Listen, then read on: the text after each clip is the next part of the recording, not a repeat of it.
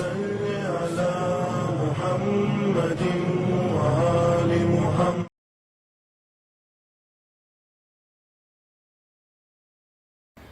اعوذ باللہ من الشیطان الرجیم بسم اللہ الرحمن الرحیم وبہ نستعین وہو خیر وناصر ومعین. السلام علیکم ورحمۃ اللہ وبرکاتہ.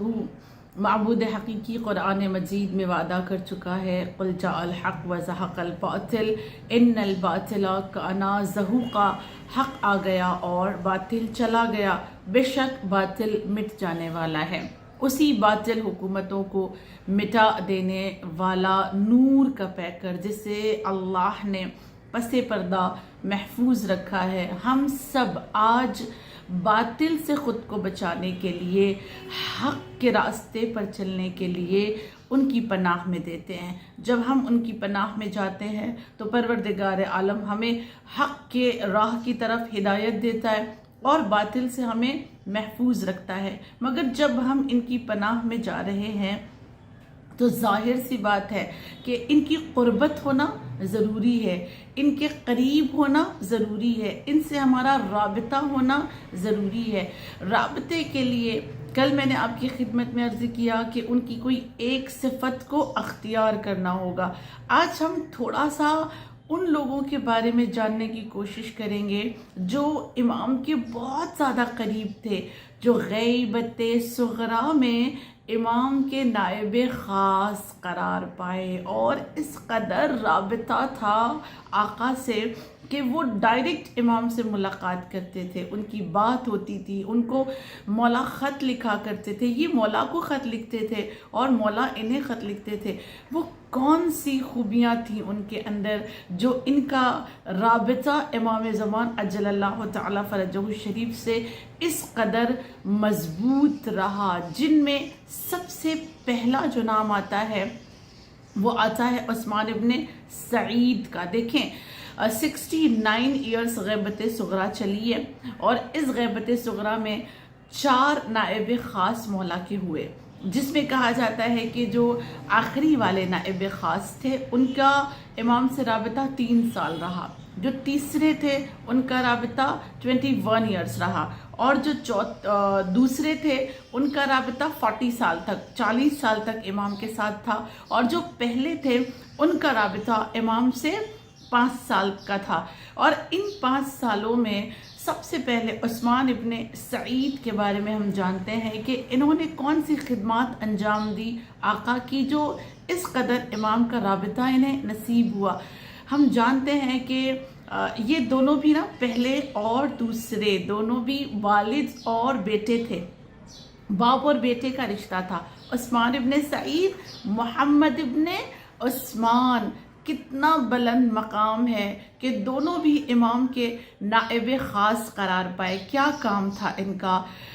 عثمان ابن سعید اگر ہم ان کا پیشہ دیکھیں تو پیشے سے وہ روغن فروش تھے، تیل بیچا کرتے تھے، اور امام کے پیغامات کو لوگوں کے درمیان کس طرح سے پہنچاتے تھے جانتے ہیں؟ تیل کا جو کنٹینر ہوتا ہے، گھی یا تیل جو بھی وہ فروش کرتے تھے، اس کے کنٹینر میں لوگوں کے خطوط، لوگوں کے شرعی مسائل بھر کر لے جاتے تھے بڑی خفیہ طریقے سے اور امام تک پہنچاتے تھے. اور پھر جب امام اس کا جواب دیتے تھے تو پھر اسی کنٹینر میں وہ لا کر لوگوں تک مولا کے جواب کو پہنچاتے تھے. اور انہوں نے 11ویں امام کا زمانہ بھی دیکھا ہے اور 11ویں امام کے بہت خاص رہے ہیں. لہٰذا 11ویں امام نے بہت خوبصورت ایک بات ان کے لیے کہی. مولا فرماتے ہیں کہ العمری وابنہ ثقتان، عمری اور اس کا بیٹا ہمارے لیے ثقہ ہیں. ثقہ کسے کہتے ہیں؟ ثقہ یعنی جس پر کمپلیٹ بھروسہ کیا جائے، جو قابل اعتماد ہو، جو انسان کو اس قدر یقین ہو جائے کہ اب یہ کبھی ہمیں چھوڑ کر نہیں جانے والا ہے. ثقہ قابل اعتماد انسان کو کہتے ہیں. اور امام اگر کسی کے لیے یہ جملہ کہہ دے کہ یہ ہمارے لیے ثقہ ہیں، اہل بیت کے لیے ثقہ ہیں، امام کے لیے ثقہ ہیں، اس کا مقام کتنا بلند ہوگا. 11ویں آقا کہہ رہے ہیں عثمان ابن سعید اور محمد ابن عثمان، یہ دونوں ہمارے لیے امام کے لیے ثقہ ہیں، اور ان کی صفت یہ ہے کہ جب انہوں نے یہ جملہ سنا عثمان ابن سعید نے کہ امام نے مجھے ثقہ کہا ہے، جانتے ہیں کیا کیا؟ شکر کے سجدے میں گر گئے اور رونے لگے، رو رو کر تڑپ تڑپ کر کہتے ہیں پروردگار عالم میں اس قابل نہیں ہوں کہ امام معصوم مجھے ثقہ کہہ کے بلائے۔ کتنا بلند مقام ہے، تواضع اور انکساری کی کس بلندی پر یہ فائز ہیں کہ امام تعریف کرتے ہیں، امام لقب دیتے ہیں، امام خطاب کر رہے ہیں ثقہ سے، اور وہ شکر کا سجدہ کر کے گریا کر رہے ہیں۔ یہ عثمان ابن سعید کا ہمارے اور آپ کے لیے پیغام ہے کہ تھوڑا سا اگر مقام حاصل ہو جائے نا تو اس پر غرور نہ کرنا، اس پر اکڑ کے نہ کھڑے ہونا۔ جب تک تواضع نہیں آئے گی تب تک امام کے ساتھ رابطہ نہیں ہو سکتا، اور جب یہ دنیا سے چلے گئے تو خود باقاعدہ امام زمان اجل اللہ تعالی فرجہ الشریف نے ان کے بیٹے محمد ابن عثمان کو خط لکھا تھا، دلاسے کا خط، تسلی کا خط۔ آپ ذرا سا غور کریں کہ کوئی حادثہ ہمارے ساتھ پیش آ جائے اور اس پر امام کا تسلی بھرا کوئی جملہ اگر ہم تک پہنچ جائے، جسے ہم تحریر کیا ہوا دیکھ سکیں یا ہم امام کے جملے سن سکیں، کوئی درد باقی رہ جائے گا۔ ہم تو برسوں سے آقا کو سلام کر رہے ہیں، ہم ان کا جواب نہیں سن پائے۔ آج اللہ سے یہی تو سب سے بڑا درد ہم بیان کرتے ہیں کہ پروردگار عالم یہ آنکھیں ہیں اور انہی کے صدقے میں ہیں، جن کے صدقے میں یہ آنکھیں ہیں ہم ان کو نہیں دیکھ سکتے۔ ہم سب کچھ دیکھ رہے ہیں سوائے ان کے جن کی وجہ سے یہ آنکھیں ہمیں نصیب ہوئی ہیں۔ ہم سب کچھ سن سکتے ہیں لیکن سوائے ان کے سلام کے جواب کے جن کے صدقے میں ہمیں یہ کان عطا ہوئے ہیں۔ بہت درد ہے یہ، مگر یہ مقام، یہ رتبہ کسے ملا؟ محمد ابن عثمان کو۔ جب ان کے بابا دنیا سے چلے گئے، آقا نے خط لکھا، اور خط لکھ کر مولا نے کیا کہا؟ مولا فرماتے ہیں ان کے بیٹے کو، عثمان ابن سعید کے بیٹے کو فرمایا مولا نے کہ انا للہ و انا الیہ راجعون، اور کہتے ہیں کہ تمہارے باپ ایک سعادت مند زندگی گزار کر گئے ہیں۔ امام اگر کسی کی سعادت کی گواہی دیتے ہیں پھر اس کا مقام ہم نہیں سمجھ سکتے۔ مولا فرماتے ہیں تمہارے باپ ایک سعادت مند زندگی گزار کے گئے ہیں، اللہ ان پر رحم نازل کرے، اور وہ ایک چمکتا ہوا چہرہ تھے، درخشان چہرے کے ساتھ دنیا سے گئے ہیں۔ یہ کتنی بڑی دعا ہے، کسی امام معصوم کی زبان سے اگر کسی کو رحم کی دعا مل جائے پھر اس کا مقام، اس کی منزلت ہم نہیں سمجھ سکتے۔ بس ہم عثمان ابن سعید اور محمد ابن عثمان سے کہیں نا، ان سے کہیں کہ اگر آپ تھوڑی سی سفارش ہماری مولا سے کر دیں کہ مولا ایک بار اپنی زبان مبارک سے ہمیں بھی دعا دے دے، مولا ایک بار اپنی نگاہ کرم ہماری طرف کر دے، اس سے بڑا کوئی مقام نہیں ہوگا۔ بس وہ ایک بار کرم کی نگاہ سے ہماری طرف دیکھ لے۔ یہ دو ہستیاں تھیں جو امام سے اس قدر رابطے میں تھی۔ اور پھر تیسری ہستی ہے حسین ابن روح کی، جن کے وسیلے سے ہم اپنے عریضے مولا تک پہنچاتے ہیں۔ ان کے نام سے منسوب ہے خط کا، کیونکہ یہ بھی سلسلہ رکھتے تھے، یہ بھی خط پہنچاتے تھے مولا کا لوگوں تک اور لوگوں کا مولا تک، لہٰذا ان کے نام سے ہم عریضہ ڈالتے ہیں۔ یہ وہی حسین ابن روح ہے جب مولا سے انہوں نے سوال پوچھا تھا کہ مولا مجھے حج پہ جانا ہے، کیا میں چلا جاؤں؟ تو مولا نے کہا نہیں، اس سال مت جاؤ، رک جاؤ۔ رک گئے۔ دوسرے سال پھر پوچھا، مولا اس سال چلا جاؤں؟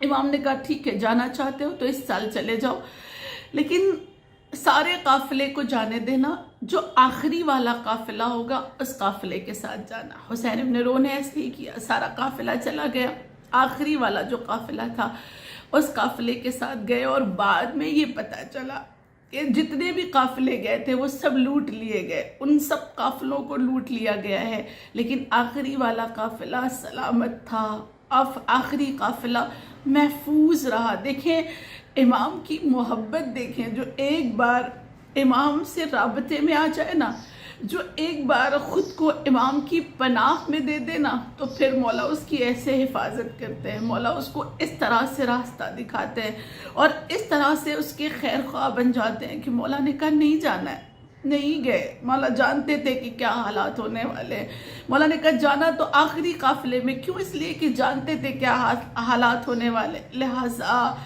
ہم زید ابن روح کے پاس جب اپنے عریضے ان کے وسیلے سے جب مولا کی خدمت میں بھیجے نا، تو حسین ابن روح سے بھی کہے، اے حسین ابن روح، جس طرح آپ نے مولا کی اطاعت کی ہے، آپ نے مولا سے محبت کی ہے اور مولا کا رابطہ آپ سے بڑا خوبصورت رہا، ہمارے لیے بھی مولا سے کہیں، ہمارا پیغام مولا کو دے کہ ہم بھی مولا سے اپنا رابطہ مضبوط کرنا چاہتے ہیں، ہم بھی ایک بار ان سے ملنا چاہتے ہیں، ہم بھی ایک بار ان کا دیدار کرنا چاہتے ہیں۔ یہ جدائی اب قابل برداشت نہیں ہے۔ اس کے بعد آخری جنہوں نے فقط 3 سال مولا کے نائبین خاص کا عہدہ سنبھالا، ان کا نام ہے علی ابن محمد، اور انہوں نے 15 شعبان 329 ہجری جو آخری ان کے لمحات تھے، اور ان لمحات میں امام نے ان کے پاس ایک خط لکھ دیا تھا، مولا نے ان کو ایک لیٹر دے دیا تھا، جب لوگوں نے ان سے پوچھا تھا کہ ٹھیک ہے اب آپ دنیا سے چلے جاؤ گے تو پھر آپ کے بعد امام کا نائب خاص کون ہوگا، ہم کس سے اپنے معاملات کو بیان کریں؟ تو ان کے پاس مولا کا ایک لیٹر تھا، اس لیٹر کو انہوں نے نکال کے لوگوں کے سامنے بآواز بلند پڑھا۔